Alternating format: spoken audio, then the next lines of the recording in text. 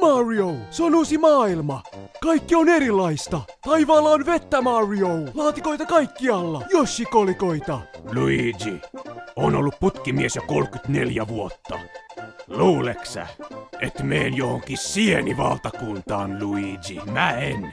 Mä trippaan ihan vittuna LSDstä ja höylään maksullisiin.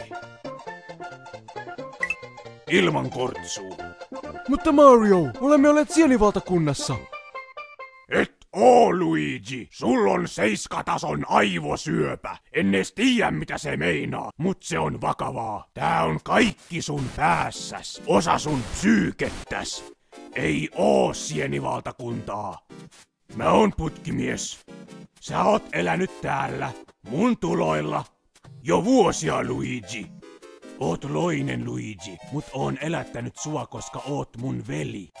Mutta Mario, näin prinsessan. Hän on oikea. Se oli kuollut huora, Luigi. Heitin sen patjalles, kun nukuit, Luigi. Olit pöllys sienistä. Mutta Mario, entäpä Toad? Luigi, se ei ollut puhuva sieni.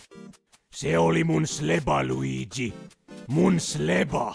Okei, sen takia se näytti sieneltä.